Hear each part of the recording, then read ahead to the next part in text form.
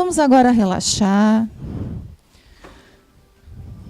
do nosso dia tão corrido, serenando o nosso pensamento, relaxando o nosso corpo, pedindo aos anjos de guarda que eles possam nos intuir, abrir nossas mentes, para podermos absorver mais o conhecimento, que possamos levar para o nosso dia a dia realmente, usando com os nossos familiares, com os nossos amigos de trabalho, com o nosso irmão que a gente sempre tem contato no nosso dia a dia, e principalmente usando para nós mesmos, absorvendo melhor o conhecimento, botando em prática, que é mais importante, pedindo ao Pai Maior, a toda a espiritualidade aqui presente, que o Júnior possa ser bem intuído, que ele possa passar com clareza todo o conhecimento,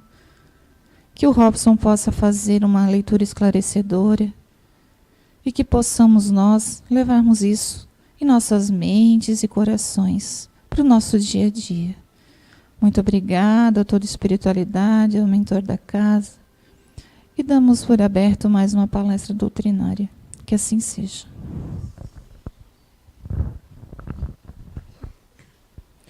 O homem de bem. O verdadeiro homem de bem é aquele que pratica a lei de justiça, de amor e de caridade na sua maior pureza. Questiona a sua consciência sobre os seus próprios atos.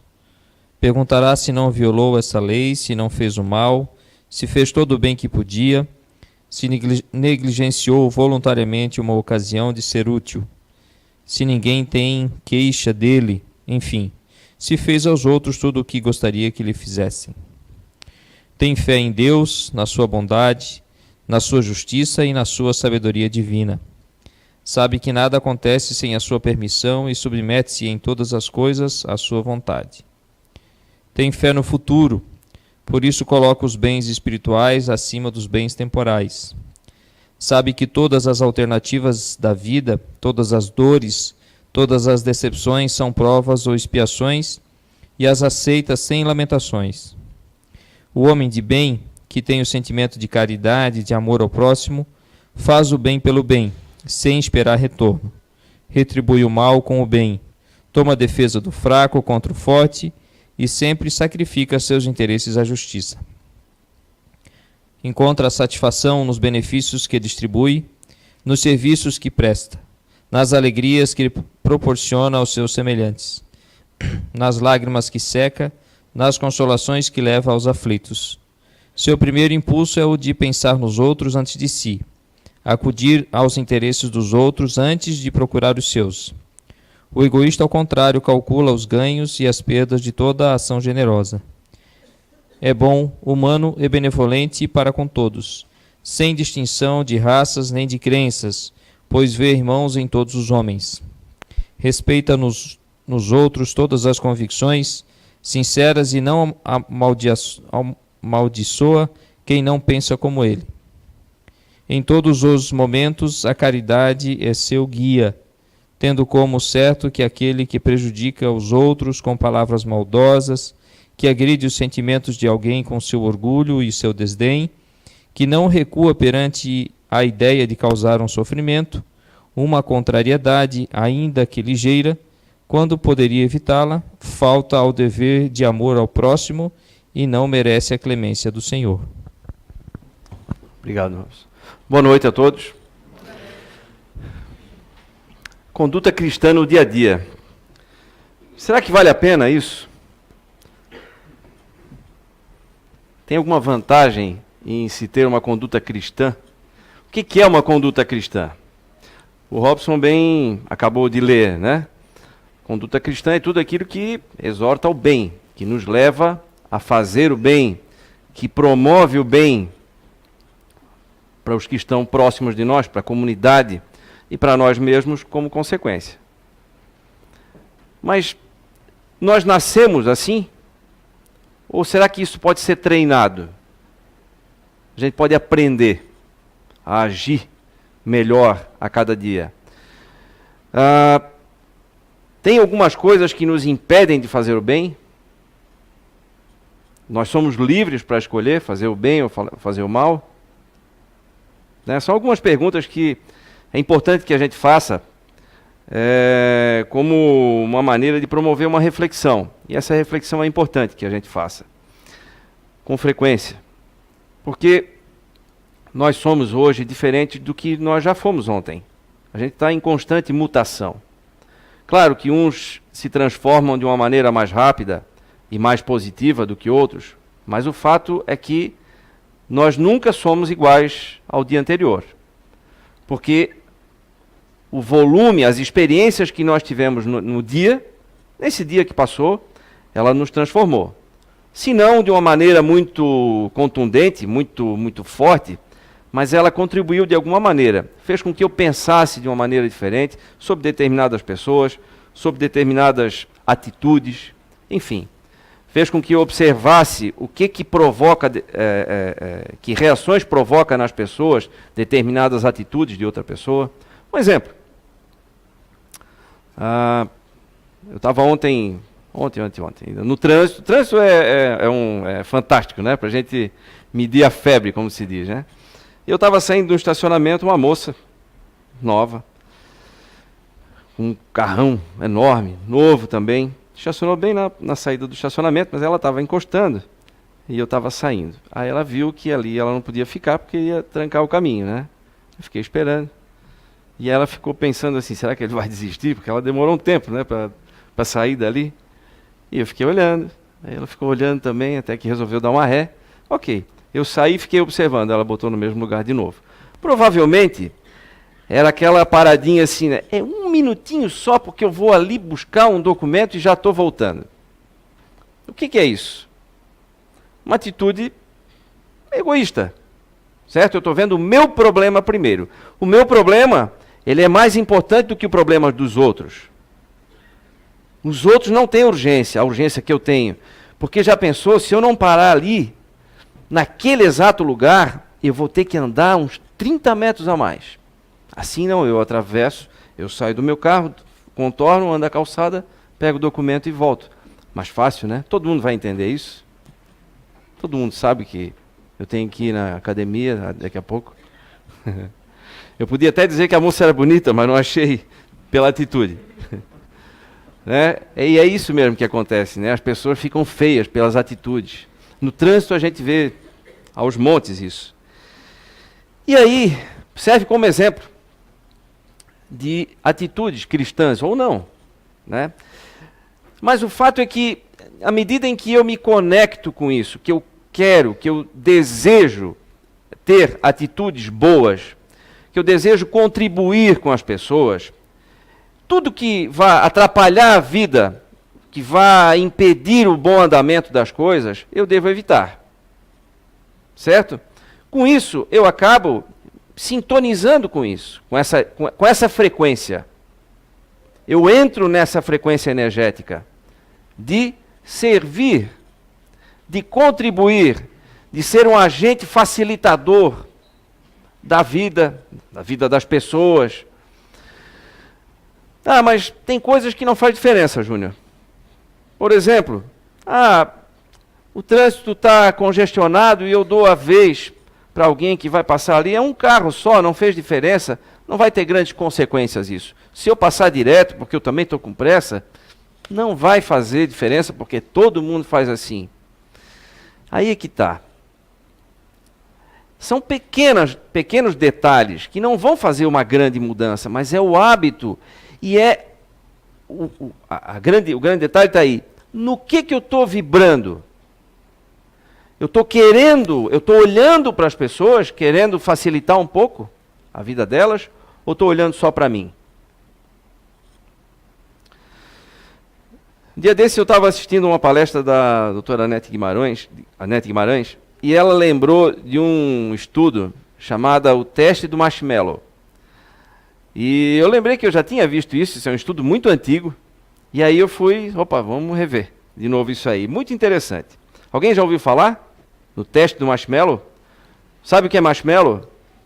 Um doce, né, que o americano gosta muito, aqui nem é tão popular assim, né? Nem é tão bom assim também. Mas é uma questão de hábito, né? Vamos trocar pelo teste do brigadeiro. Teste do beijinho de coco. Fica melhor, né? E pode ser assim. Esse teste, vamos ver se eu lembro agora, eu nem escrevi. Nossa Senhora, não fiz nada até aqui. Foi o pesquisador Walter Mischel. Isso há mais de 60 anos atrás. O que ele fez? Ele colocou... quer ver? Eu tenho aqui um... Rapidinho, tá, gente? Já vamos falar disso aqui. Opa.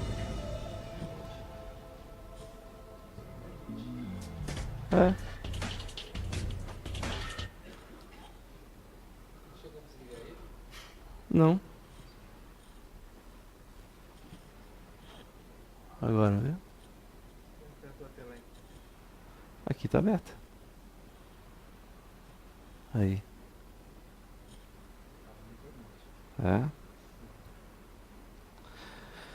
Então esse pesquisador resolveu fazer um teste com crianças de 4 a 6 ou 4 a 8 anos, se eu não me engano.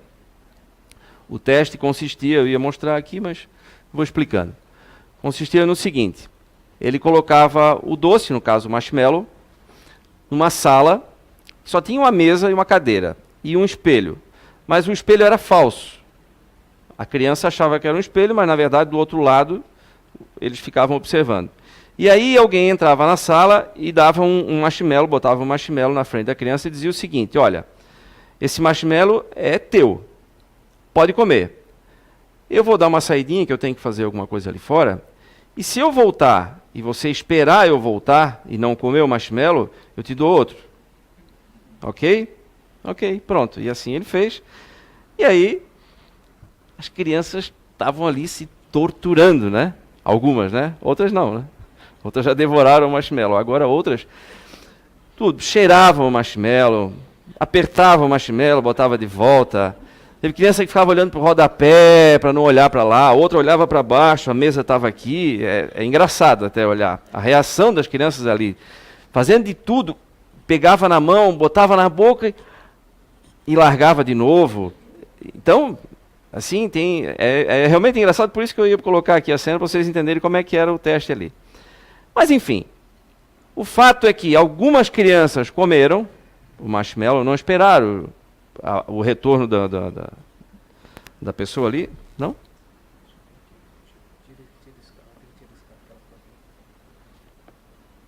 Não, mas não veio nem sinal de lá. Ah, tá.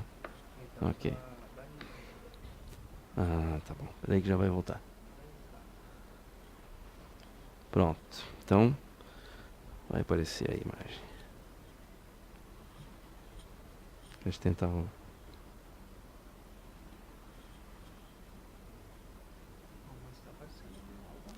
Alguma coisa, né?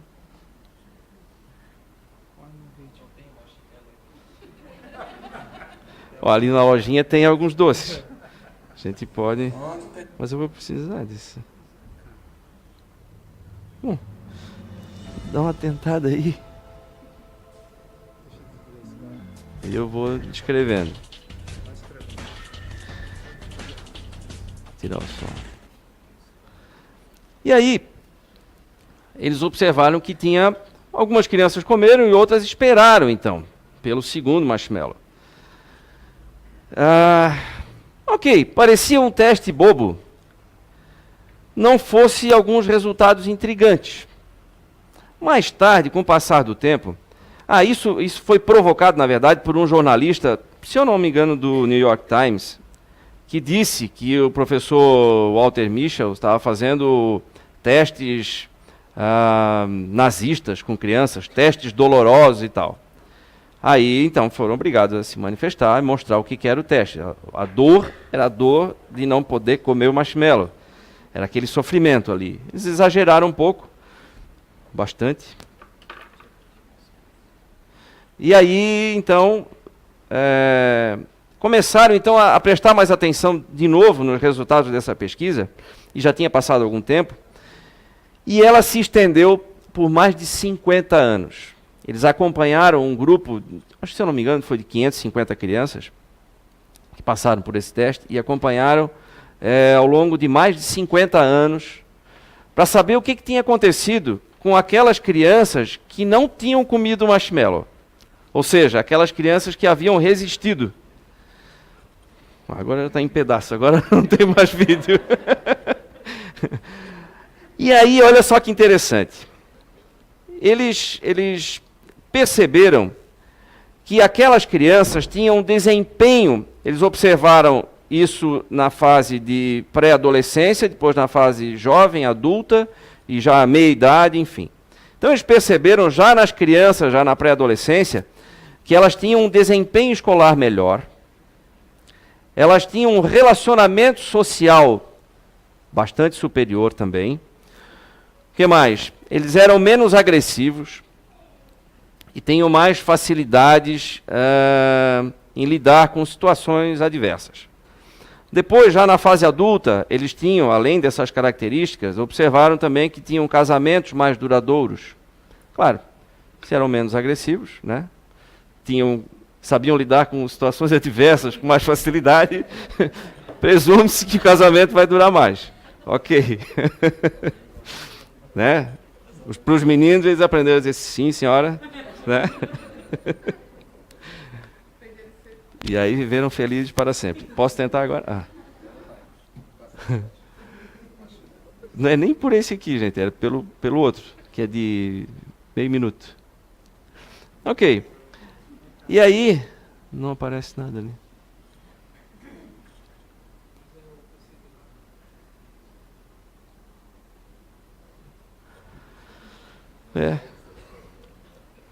O que aconteceu? Isso provocou uma série de questionamentos. Por que isso? O que acontece com o cérebro? O que acontece com essas crianças? O que aconteceu com essas pessoas para elas serem diferentes? E aí depois, com o passar do tempo, nós conseguimos então imagens do cérebro em funcionamento, coisa que não tinha na época. E aí observaram que o cérebro dessas pessoas realmente tinha diferença. Ele funcionava diferente. Ele ativava regiões diferentes. Bom, mas isso não respondia à questão. Era por quê? Isso é genético? Elas nasceram assim? Ou foi aquele experimento que provocou alguma mudança na vida delas? Né? O trauma de não poder comer o marshmallow, né? Não sei, eles não sabiam responder. E até que a neurociência conseguiu, então, né, se juntar a esse experimento e explicar o seguinte. Quando nós nascemos, no momento em que nós somos separados da nossa mãe, que é cortado o cordão umbilical, nós sentimos fome. Primeiro é a angústia de poder respirar, certo? E logo em seguida nós passamos a sentir fome. E o que nos faz sentir fome, por exemplo, que é um sofrimento, não é a fome, na verdade, não está ligado à alimentação, à falta de comida, e sim o cérebro está dizendo, a glicose caiu, precisa se alimentar de novo. E no momento, então, que eu coloco alguma coisa na boca da criança, ela já sabe que vai receber alguma coisa, imediatamente cessa aquela sensação ruim, aquele sofrimento. Esse sofrimento é provocado por um conjunto de substâncias químicas, que são as catecolaminas. São várias, mas dentre elas nós temos a adrenalina, dopamina, enfim, as que dão sensação de prazer, que inibem a dor, e a adrenalina, por exemplo, que nos deixa em estado de alerta, prontos para o combate ou para a fuga. Certo? E uma série de outras. São produzidas, né, no nosso corpo e derramadas na corrente sanguínea. Então, o sofrimento que a fome, que essa descarga de catecolaminas causa no nosso corpo é tão grande que a criança berra como se fosse morrer. Certo? Porque, na verdade, ela pensa que vai morrer da fome. É um sofrimento que ela nunca lidou na vida. É a primeira vez. Primeiro contato com esse sofrimento. Ora, aí, na medida em que a criança sai da maternidade, vai para casa e tal, a mãe de primeira viagem recebeu a informação de que tinha que dar amamentar de 3 em 3 horas, certo? Dali a uma semana está a mãe acabada e o pai também, né? Porque tem que estar acordando de 3 em 3 horas no meio da noite e tal. E antigamente não se tinha muito disso. As avós, as nossas avós, o que faziam? Deixava chorar. Não era assim? Deixa chorar. Ninguém morre por chorar. Ah, mas vai ficar com fome. Não, deixa chorar mais um pouquinho. E assim eles conseguiam dosar esse intervalo e a criança ficava a noite inteira. Dormia a noite inteira.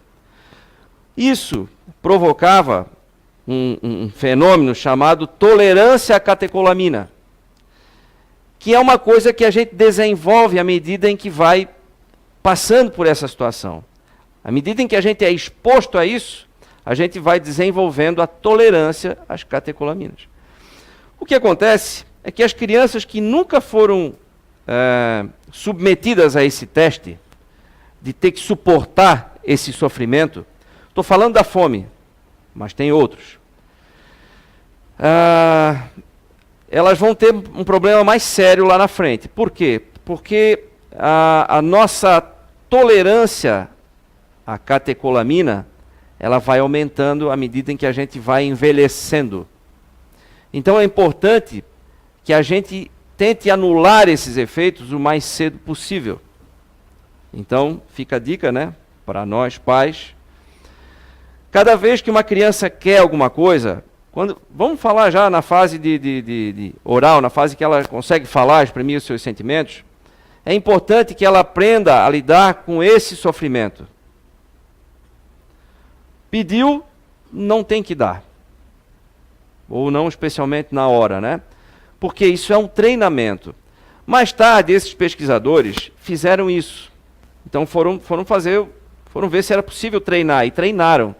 Criaram 2 grupos, e treinaram, então, um grupo sem treinamento nenhum, e o outro, eles treinavam a espera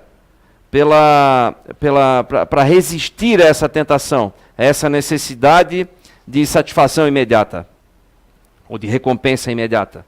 Né? Porque é uma necessidade de recompensa imediata que se tem. Isso pode ser para comida, pode ser depois, mais tarde, na fase adulta, por dinheiro, por sexo, e aí pode se tornar algo muito sério. Se eu preciso de algo e tem que ser agora, isso pode trazer consequências muito sérias. Sexo, por exemplo, pode levar a um estupro, porque eu quero agora. Sem falar de diversas outras situações de risco que a gente pode se expor, né? Por querer agora. Querer dinheiro, eu quero agora, a qualquer custo, eu posso assaltar então. Eu vou obter ele agora. Certo? O docinho, eu posso querer agora. Mas se eu não aprendo a lidar com esse sofrimento, eu não desenvolvo essa resistência às catecolaminas. Certo? Então, eu achei muito interessante isso, porque isso responde a uma série de situações que a gente vê no dia a dia. Por exemplo, a gente sabe que o nosso livre-arbítrio ele não é tão livre assim. Para quem já conhece ou já ouviu falar nas inteligências naturais humanas, quem já ouviu falar? Grupo Natural de Inteligência? Poucos aqui? Ok. Por ali a gente sabe que alguns grupos naturais de inteligência nos revestem com uma roupa psicoenergética tal que provoca algumas ações e reações já pré-condicionadas, vamos dizer assim. Então, isso limita o nosso livre-arbítrio, porque eu enxergo a vida daquele jeito e eu acabo agindo conforme aquilo. Então, isso, já temos esse conhecimento que nos prova que nós temos alguns condicionamentos, sim. E aí vem a neurociência falando que é bioquímico também. Também temos essa influência bioquímica no nosso corpo. Ora, quando uma criança, por exemplo, vai tá num shopping com a mãe, e daqui a pouco ela começa a espernear porque pediu uma coisa e a mãe não deu, a gente costuma dizer, não, está dando piti, né? mas ela está realmente sofrendo. Né? Porque se o sofrimento não fosse grande, ela não ia se dar o trabalho de fazer aquilo tudo. Está sofrendo por quê? Porque não foi exposta a esse vamos dizer assim, esse treinamento, né, da privação. Nunca foi privado de nada. Nem quando era recém-nascido. Mamava de 3 em 3 horas. E assim continuou. Não soube nem o que era chorar. Mas nem dava tempo. Já estava, quis chorar, já... Mamadeira ou peito, enfim.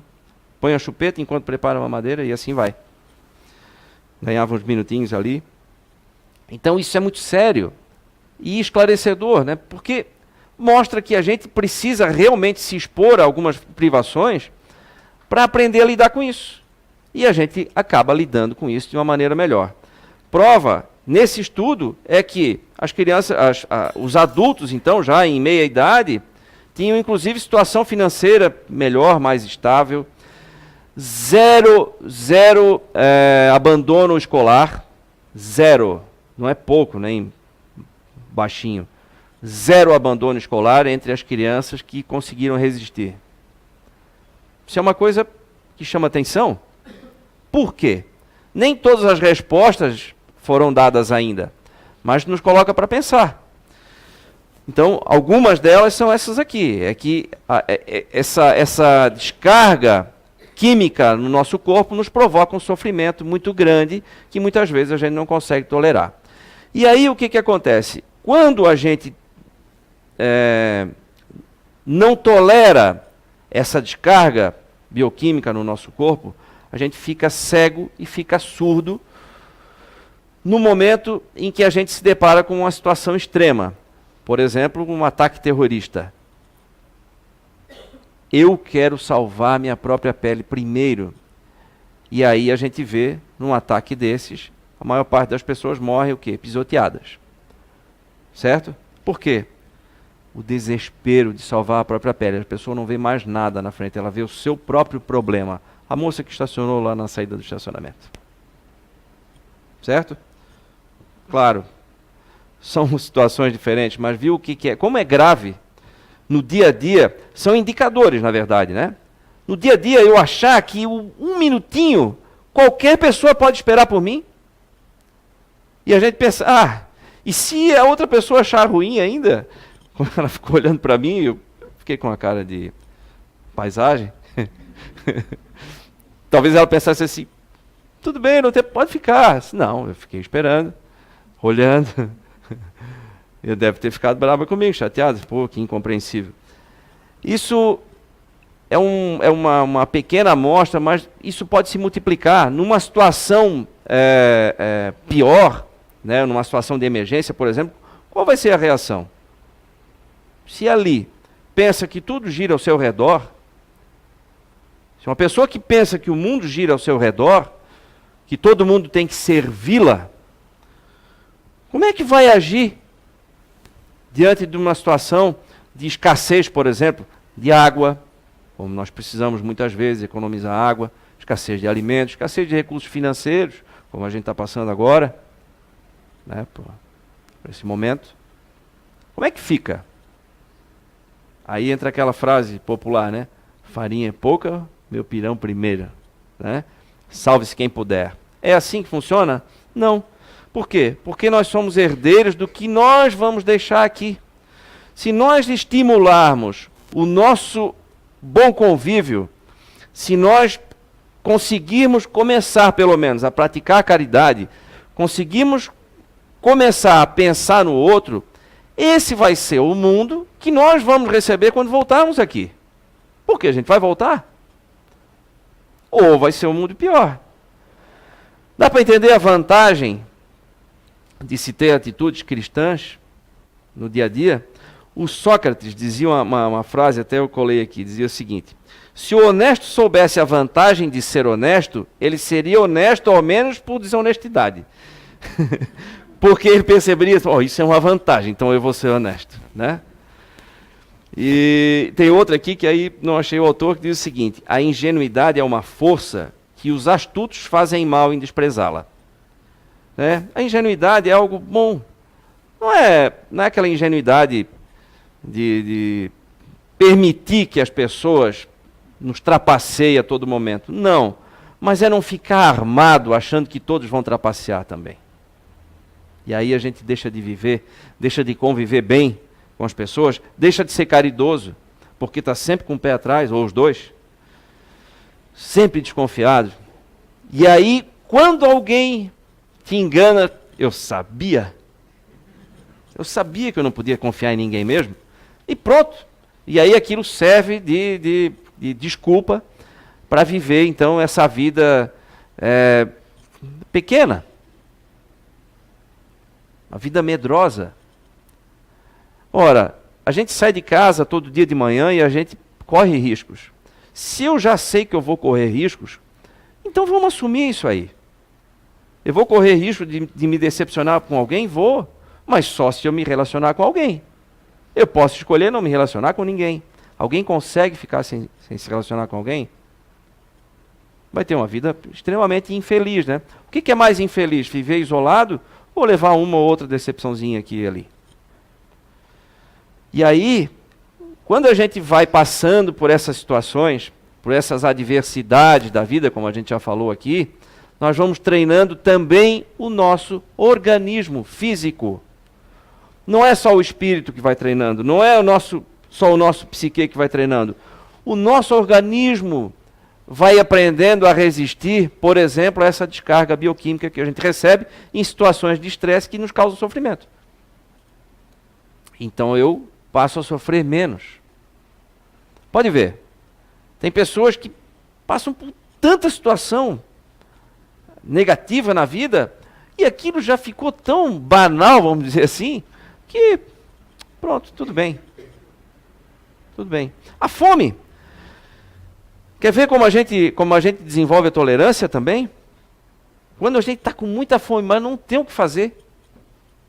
Vai passando um tempo, agora não dá, não posso, não tenho tempo, e vai e tal. Passa um tempinho ali, a fome vai embora, não vai? Sem a gente comer nada. Não acontece isso? Comigo acontece, a gente esquece. Ah, agora foi. E aí nem lembra mais e é capaz de passar o dia todo, se for preciso. Claro que isso não é saudável.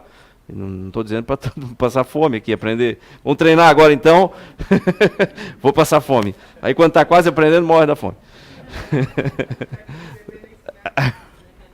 Mas é assim, são pequenos testes, e especialmente nas crianças, é importante que a gente, sabendo disso, a gente possa expô-los a essas frustrações, vamos dizer assim, né, essas privações.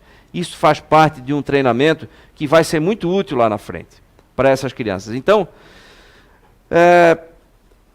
de uma maneira resumida, para a gente saber se nós estamos tendo atitudes cristãs no dia a dia, vamos apelar para a ética. Né? Eu posso tudo, mas eu devo tudo? Né? Eu posso, eu devo, isso faz bem? Esses questionamentos são fundamentais também, para que a gente reflita, na verdade. Não ande só no piloto automático.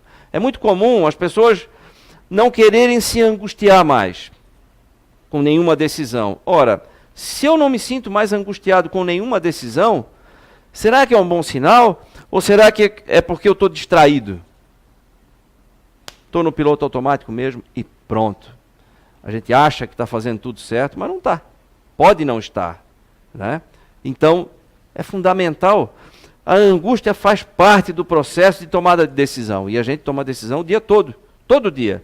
Todo dia a gente se depara com situações assim.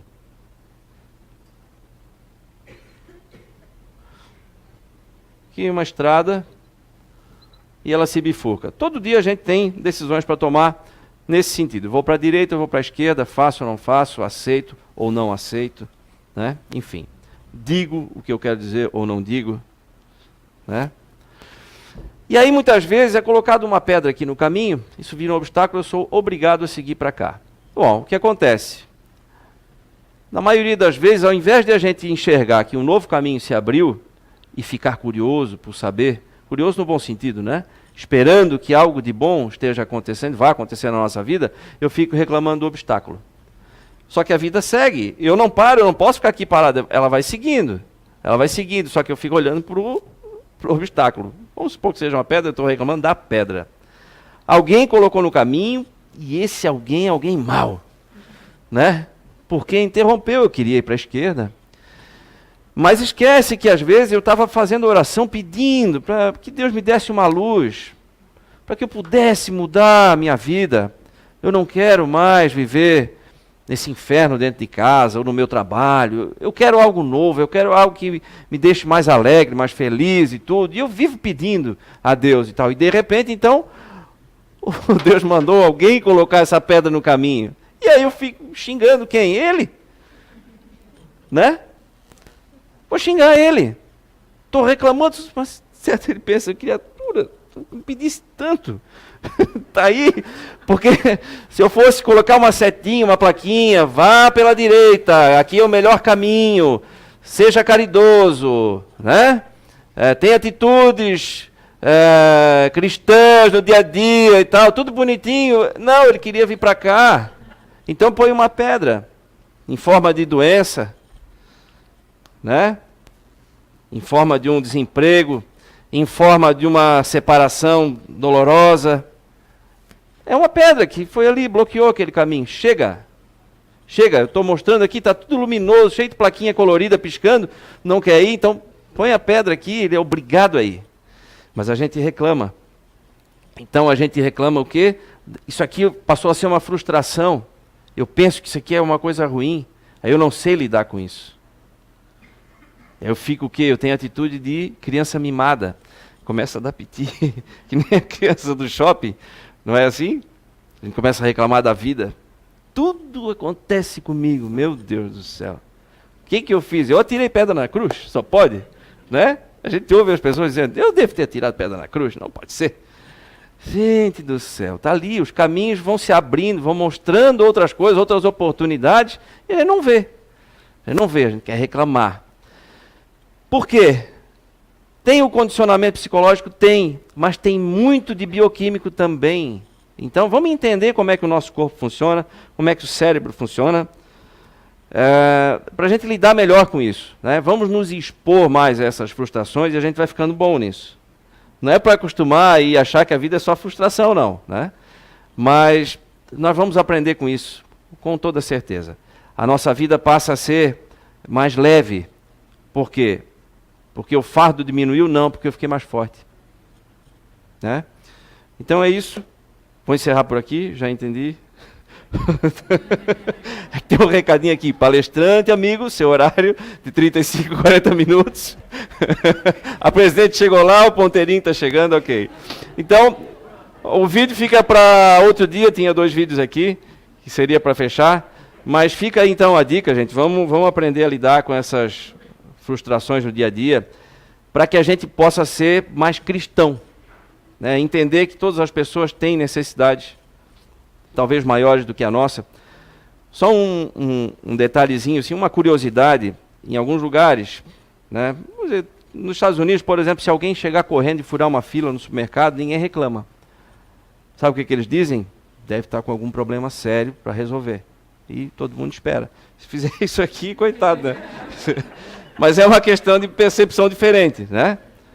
São situações diferentes. Então, aqui, pelo fato de a gente agir mais ou menos assim no dia a dia, a gente espera que os outros estejam agindo também pelo mesmo motivo que o nosso, né? Que é o de levar vantagem.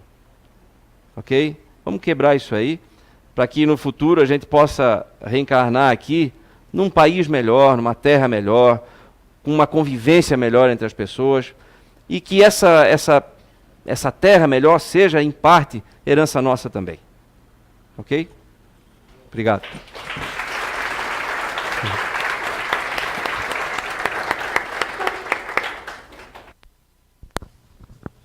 Obrigado, Júnior, pela bela palestra. Que venham, né, muitos docinhos na nossa frente para a gente poder resistir, né? Então agora vamos concentrar, ouvir a oração que o Júnior vai lá fazer e ficar em silêncio depois para a fluidoterapia. Amado Mestre Jesus, permita que o nosso esforço diário nos coloque em sintonia com Deus cada vez mais e que isso possa se traduzir em atitudes no nosso dia a dia, com as pessoas que estão ao nosso redor e em especial com os nossos familiares e amigos, aqueles que estão mais próximos.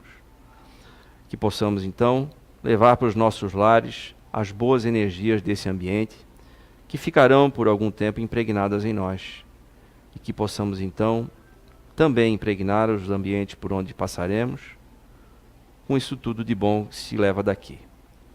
Muito obrigado. Que assim seja.